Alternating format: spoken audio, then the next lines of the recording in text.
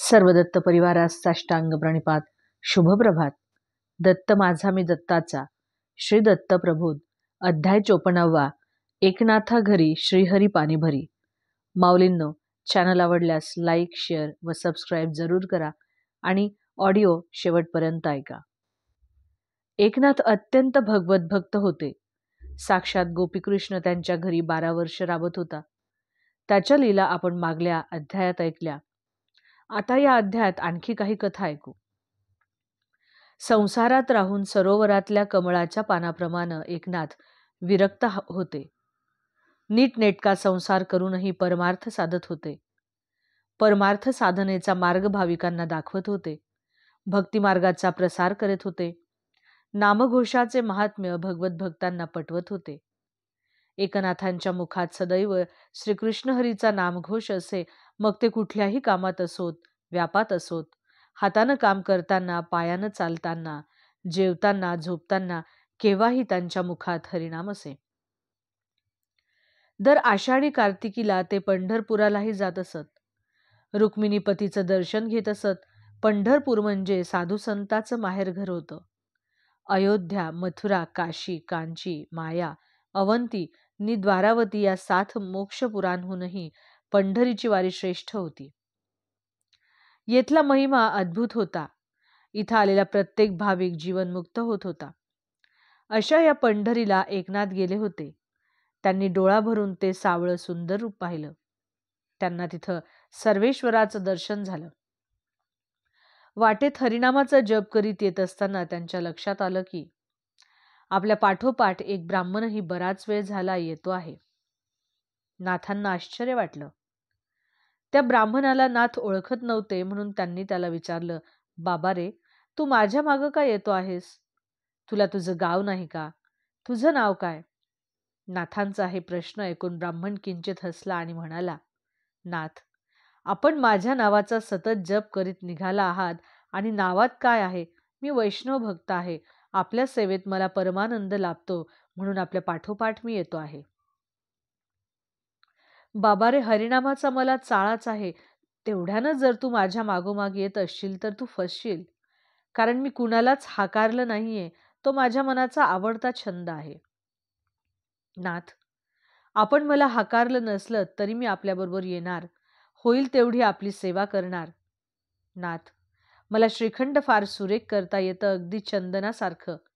मी चंदनही उत्तम उगाळून देतो. माझ्या घरातील सर्व कामं टापटिपीनं करता येतात. मी येतो तुमच्यासोबत. पण तुझी नामखूण कोणती ब्राह्मणा?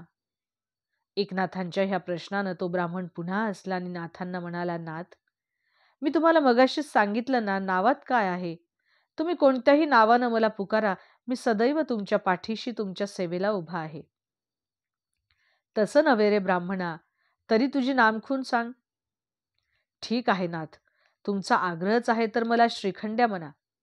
उत्तम, उत्तम श्रीखंड करण्यात माझा हातखंड आहे. चालेल ना?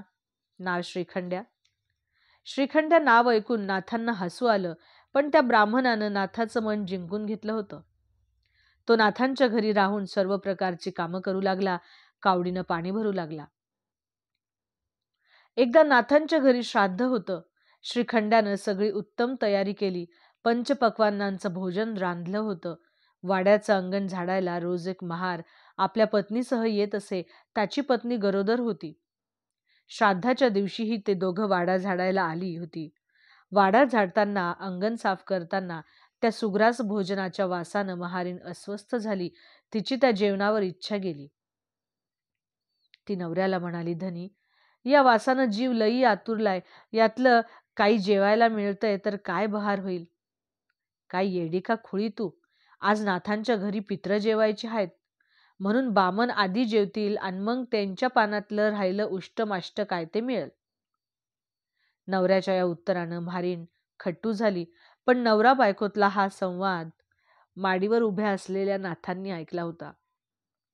त्यांनी त्या दोघांना आत बोलावलं आणि त्यांच्या सगळ्या भाईबंधांना जेवायला घेऊन यायला सांगितलं.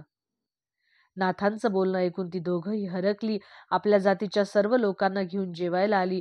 पोटभर तृप्त होईपर्यंत जेवली. एकनाथांना दुआ देत आपापल्या घरी गेली. सर्व हरिजन जेवून गेल्यानंतर एकनाथांनी पुन्हा सडा संमार्जन करून सगळी जागा शुचिर्भूत करून घेतली. श्रीखंड्यानं सोहळ्यानं सगळा स्वयंपाक पुन्हा नव्यानं केला आणि मग एकनाथ ब्राह्मण वर्गाला बोलवायला गेले. तोपर्यंत गावात ही बातमी सर्वत्र पसरली होती. लोक आपसात कुजबजत होती. ब्राह्मण वर्ग संतप्त झाला होता की पितरं जेवायला यायचे म्हणून ब्राह्मणासाठी केलेला स्वयंपाक नाथांनी सगळ्या म्हारड्यांना घालून संपवला. ब्राह्मणांच्या पंक्ती आधी महारांची पंगत जेवायला घातली. त्यामुळे सगळ्या ब्राह्मणांनी एकनाथांवर बहिष्कार घातला. आम्ही जेवायला येत नाही म्हणून सांगितलं. नि कोण पितरं म्हणून तुझ्या घरी जेवायला येतो तेच बघतो आम्ही, अशी धमकी दिली. त्या धमकीनं नाथ अस्वस्थ झाले. ब्राह्मण आले नाहीत तर पितृयज्ञ होणार नाही. पितृयज्ञ नाही म्हणजे पितरं जेवणार नाहीत नि तिथी टळून जाणार. नाथांना वाईट वाटलं. काय करावं त्यांना सुचेना. उदास होऊन ते सुन्न बसून राहिले. तेव्हा श्रीखंड्या पुढं आला. त्यांना नाथांना सांगितलं, नाथा, तुम्ही कशाला काळजी करता? तुम्ही अगंतव्य म्हणा, प्रत्यक्ष पितर पानावर येऊन बसतील, पोटभर जेवतील आणि तुम्हाला आशीर्वाद देतील. श्रीखंडाच्या सांगण्याप्रमाणे नाथांनी पितरांना बोलवलं आणि काय आश्चर्य, नाथांचे सर्व पितर जेवायला पाटावर येऊन बसले. पोटभर जेवले नि तृप्त होऊन त्यांनी एकनाथांना आशीर्वाद दिले. गंमत पाहायला जमलेल्या ब्राह्मणांना आश्चर्याचा धक्का बसला. पण त्यांची खुमखुमी जिरली नव्हती. त्यांनी हार मानली नव्हती. एकनाथांशी सलोखा केला नाही.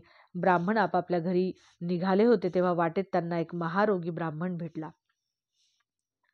त्या ब्राह्मणाने इतरांना विचारले, या गावात एकनाथ कुठं राहतात? त्यांना मला भेटायचे, अनन्य भावानं शरण जायचे, या व्याधीतून मुक्त व्हायचे. सगळ्यांना वाटलं हा बहुतेक वेडा असावा. नाथांना भेटून का कुठं कुष्ठरोगासारखी व्याधी नष्ट होते?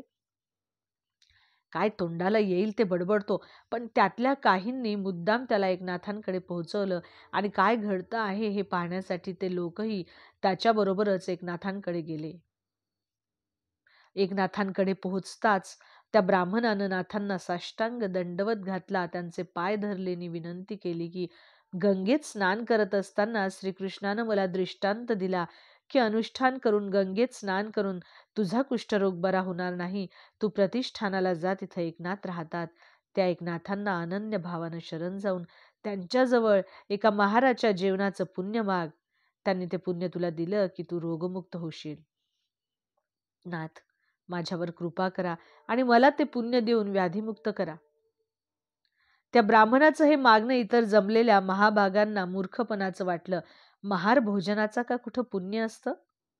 असं म्हणून त्यांची टवाळी केली, कुचेष्टा केली. नाथांनी मात्र ब्राह्मणाच्या हातावर ताबडतोब ते पुण्य सोडलं आणि सगळे मंत्रमुग्ध होऊन पाहत राहिले. तो ब्राह्मण ते पुण्योदक सोडल्यानं संपूर्ण व्याधीमुक्त होऊन तेजस्वी कांतीचा बनला होता. नाथांनी त्या ब्राह्मणांची टिंगल करणाऱ्या बघ्यांचे चेहरे पाहण्यासारखे झाले होते. एखाद्याचा उत्कर्ष सगळ्यांना रुचतोच असं नाही. समाजात सज्जनांप्रमाणे दुर्जनही असतात, किंबहुना दुर्जनच जास्त असतात. त्यांना संत सज्जनांचा नावलौकिक सहन होत नाही. त्या सज्जनाला कुठं नि कसं बदनाम करता येईल याची ही चांडाळ माणसं वाटच बघत असतात, संधी शोधत असतात. तशी संधी एकनाथांचे हितशत्रू शोधित होते. एकदा काय झालं, गावात एक गृहस्थ नवीन वस्तीला आले. त्यांच्या ओळखीचं तसं कुणी नव्हतं. सगळा गाव अनोळखी. त्या गृहस्थांना एकदा पैशाची नड पडली. कुणाजवळ मागावेत त्यांना प्रश्न पडला. एकनाथांचं नाव ते ऐकून होते. त्यांच्या मनात आलं नाथांजवळ नड सांगावी म्हणून सहज चौकशी करावी. तशी त्यांनी शेजाऱ्याला आपली नड सांगितली आणि मनातला हेतू सांगितला. एकनाथांजवळ पैसे मागितले तर? ते गृहस्थ भोळे बाबडे होते. त्यांना पैशांची प्रचंड नड प्रकर्षानं भासत होती. 700 रुपये कुणाकडूनही मिळाले तरी त्यांना हवे होते. त्यांचा शेजारी मात्र एकनाथांचा हितशत्रू होता. त्यानं आपल्या मित्रमंडळींना चांडाळ चौकडीला ही बातमी दिली. अनेक योजना आखली की त्या गृहस्थांना नाथांकडे पैसे मागायला जाऊ द्यायचं नाही. त्यांच्याशी एक शर्त बोलायची, ती अशी की गृहस्थांनी जर एकनाथांना राग आणून दाखवला तर हे 4 लोकच त्यांना 700 रुपये बक्षीस म्हणून देतील. ही योजना त्या गृहस्थांनी मान्य केली. कुणाकडून कर्ज म्हणून 700 रुपये घेण्यापेक्षा बक्षीस म्हणून ते मिळवणं त्यांच्या दृष्टीनं फायद्याचं होतं. ते गृहस्थ एकनाथांना राग आणून दाखवण्याच्या मोहिमेवर निघाले. ते गृहस्थ जेव्हा नाथांच्या घरी आले तेव्हा भोजनाची वेळ होती. नाथांच्या पत्नीनं ताट तयार केली होती. हा गृहस्थ त्यावेळी विचारपूस न करता, काही न बोलता, हातपाय सुद्धा न धुता एकनाथांच्या तयार केलेल्या ताटावर त्यांना बाजूला सारून आपण जाऊन बसला. नाथांनी त्याच्याकडे बघितलं. एक अनोळखा अतिथी मिळाला म्हणून त्यांना आनंद झाला. आपल्या पत्नीला आपल्यासाठी दुसरं ताट तयार करायला सांगून नाथ त्या गृहस्थाला आग्रहानं वाढू लागले. त्याचा एक प्रयत्न आणि तोही पहिलाच प्रयत्न फुकट गेला. दुसऱ्या दिवशीही त्या गृहस्थानं असंच केलं. नाथांकडे बरेच ब्राह्मण जेवायला आले होते. हे सगळेच जेवायला सोवळं नेसून बसले होते. शुचिर्भूत होऊन मंत्र म्हणत होते. इतक्यात हा गृहस्थ ओवळ्यानेच मुद्दाम चपला घालून पाटावर येऊन बसला. त्याचे हे कृत्य पाहून बाकीच्या सगळ्यांनी हाहाकार केला, पण नाथ शांत होते. ते त्यांच्याजवळ गेले आणि विनम्र स्वरात म्हणाले, महाराज, भोजनाची आपल्याला घाई झाली असेल तर त्या पादुका आणि ती वस्त्र इकडे आणा. ती मी सांभाळतो. तुमच्या लेकीनं हे सोवळं आणलं आहे तेवढं नेसा आणि ह्या तस्तात तेवढे हातपाय धुवा. तुमची लेक पायावर पाणी घालायसाठी उभी आहे. एकनाथांची पत्नी हातात गरम पाणी सोवळं घेऊन उभी होती. त्या गृहस्थाला खजील झाल्यासारखं झालं. 2 दिवस वाया गेले होते. 700 रुपये बक्षीस देऊ करणारे लोक त्या गृहस्थाला खिजवत होते. पैशासाठी हे धाडस करायला तयार झालेला तो गृहस्थ त्यांच्या कपटात फसत होता. पैशासाठी वाटेल ते करायला तयार होता. जिद्दीनं पेटून उठत होता. बाहेर पडताना त्यानं त्या पैज लावणाऱ्या ब्राह्मणाला मिशीला पीळ भरीत सांगितलं होतं की आज संध्याकाळी पैसे तयार ठेवा. तुमच्या नाथाला राग आल्याशिवाय मी काही तिथून हलणार नाही. त्याचं हे बोलणं ऐकून बाकीचे टवाळ हसले आणि म्हणाले, मर्दा, आधी करून तर दाखव, मग बघू काय करायचं. पण हरलास तर मात्र तूच आम्हाला 700 रुपये द्यायचेस. त्या टवाळ ब्राह्मणांच्या शब्दानंतर या गृहस्थाचं डोकंच फिरलं. तो जिद्दीला पेटला आणि नाथांच्या घरी पहिल्या दिवसासारखा भोजनाच्या वेळी आला. नाथांनी जेवायला सुरुवात केली होती. हा तसाच जाऊन त्यांच्या पानात बसला आणि सगळं अन्न चिवडू लागला. तोंडात घातलेले घास पुन्हा पुन्हा पानात थुंकू लागला. नाथांनी त्यांच्याकडे पाहिलं. त्याची मुद्रा अस्थिर बावरलेली होती. नाथांना त्याची दया आली. त्यांनी आपल्या पत्नीला हाका मारून सांगितलं, बाईसाहेब, आपल्या बाळाला फार भूक लागली आहे. त्याचं वेगळं ताट आपण तयार नाही का केलं? नसलं केलं तर आता झटपट करून आणा. त्या माऊलीनं पुन्हा निराळं ताट तयार केलं आणि त्या ब्राह्मणासमोर ठेवलं. ब्राह्मण बरमला. काहीही केलं तरी नाथ चिडत नाहीत, पण माघार घेतली तर 700 रुपयांची गरज भागणार नाहीच. पण उलट कर्ज मात्र होईल आणि नसता भुर्दंडही पडेल, म्हणून त्यानं निकराचा प्रयत्न करायचं ठरवलं. नि भातावर तूप वाढायला आलेल्या गिरजाबाईंच्या पाठीवर उडी घेतली. पंक्तीत बसलेले हे सारे लोक पाहून संतापले. त्या ब्राह्मणाची निर्भत्सना करू लागले. नाथ मात्र शांत होते. नाथांनी आपल्या बायकोला सांगितलं, बाळ पाठीवर आलं आहे, त्याला सांभाळ. त्याला काय हवं आहे ते नीट सगळं दे. त्याला खुश कर, पाडू नकोस. सेवेला मी तयार आहेच. नाथ एवढं म्हणाले तरी तो गृहस्थ लाजला नाही. तसाच गिरजाबाईंच्या पाठीवर बसून राहिला. नाथांनी त्याला विचारलं, आपल्याला काय हवं आहे? मी वर आहे, ही माझी घोडी आहे आणि तुम्ही सारे वराडी आहात. तोल गेल्यासारखा तो ब्राह्मण गृहस्थ काहीही बरळत होता. नाथ आणि त्यांची पत्नी हिमालयासारखी स्थिर आणि शांत होती. शेवटी ब्राह्मणाला पश्चाताप झाला. तो खाली उतरला आणि त्या दोघांना साष्टांग दंडवत घातला. त्यांची क्षमा मागितली आणि 700 रुपयाच्या पैजेचा वृत्तांत सांगितला. नाथ म्हणाले, अगोदरच मला येऊन स्पष्ट केलं असतं तर मी सोय केली असती आणि तुम्हालाही एवढी तसदी पडली नसती. आता असं करा, हे पैसे घेऊन जा. नाथांना दुआ देत तो ब्राह्मण आपल्या घरी निघून गेला. असेच दिवस जात होते. भजन कीर्तनात नाथ रंगले होते. रामायणाची कथा सांगत होते. त्या रात्री त्यांच्या स्वप्नात प्रभू रामचंद्र आले आणि त्यांनी त्यांच्या हाती टाक आणि रामायणाची एक प्रत दिली. आशीर्वाद दिला. त्यानंतर एकनाथांनी भावार्थ रामायण रचलं. ज्ञानेश्वरांनीही येऊनही एकनाथांना स्वप्नात सांगितलं की माझ्या गळ्याला पिंपळ वृक्षाच्या मुळीची तात लागली आहे, ती तेवढी काढ. त्यांच्या सांगण्याप्रमाणे एकनाथ आळंदीला आले. समाधीचं दार खोलून त्यांनी आत प्रवेश केला. ज्ञानदेव समाधीस्थ होते आणि मुळी खरोखर त्यांच्या गळ्याला लागली होती. ती मुळी नाथांनी बाजूला केली. त्यांच्या समोर असलेली ज्ञानेश्वरीची प्रत घेतली. त्यांना वंदन केलं आणि नाथ बाहेर आले. ज्ञानेश्वरीच्या जीर्ण झालेल्या प्रतीची त्यांनी पुन्हा सटीक अशी आवृत्ती लिहून काढली आणि ज्ञानेश्वरी बऱ्याच कालावधीनंतर प्रकाशात आणली. खऱ्या अर्थानं ज्ञानदेवाच्या हाकेला त्यांनी ओ दिला. ते आळंदीला या कामासाठी आपल्या शिष्यगणांसह आले होते. काम करून झाल्यानंतर भोजनाची वेळ आली. भर माध्यान्नीचा सुमार भिक्षा कोणाकडे मागायची. आसपास वस्ती ही बेताचीच. शिष्यांनी नाथांना विचारलं काय करायचं, भोजनाची काय व्यवस्था लावायची. नाथांनी सांगितलं, आसपास शोधा, पंचक्रोशीत एखादं तरी दुकान आढळेल, माझं नाव सांगा आणि त्या वाण्याकडून सामान घेऊन या, पैशाचं मी बघीन. नाथांच्या सांगण्याप्रमाणे शिष्य वाण्याचं दुकान शोधित बाहेर पडले. जवळच त्यांना एक दुकान दिसलं. शिष्यांनी सर्व सामान घेतलं व पैशाचे त्यांना काही बोलायच्या आतच तो वाणी आपणहून म्हणाला, तुम्ही जाताना माझा राहिलेला हिशेब चुकता करा, आता काय घाई आहे. शिष्यांनी घडलेला वृत्तांत नाथांना सांगितला. आणलेल्या सामानाचं भोजन रांधून झालं. सर्व तृप्त होईस्तोवर जेवले आणि परत मुक्कामाला निघाले. तेव्हा पैसे देण्यासाठी नाथांनी दुकान कुठं आहे म्हणून विचारलं, तर तिथं कुठचं दुकान नव्हतं. दूरवर पसरलेल्या मोकळ्या माळ रानाखेरीज तिथं काहीच नव्हतं. भगवत भक्त नाथांनी ओळखलं की हे सारं त्या श्रीहरीचं कर्तृत्व होय. नाथ शांतीचे मेरू पर्वत होते. त्यांचं मन निर्विकल्प होतं. त्यांची ही गोष्ट ऐकण्यासारखी आहे. नाथ गोदेवरून स्नान करून येत त्यांचा जायचा यायचा मार्ग एका यवनाच्या घरावरून जात होता. त्या यवनाचा नियम होता की एकनाथ जाताना दिसले की तो वरून त्यांच्या अंगावर थुंकत असे. नाथांना पुन्हा स्नान करायला त्यामुळे गोदेवर जावं लागत असे. न चिडता न संतापता नाथ पुन्हा स्नान करत असत आणि शांतपणाने घरी जात असत. या नियमात कधीही खंड पडला नाही. शेवटी तो यवन श्रमला, थकला, मनोमन खजील झाला, वरमला. नाथ दुसऱ्या दिवशी स्नान करून आले व यवन थुंकण्याची वाट पाहत उभे राहिले.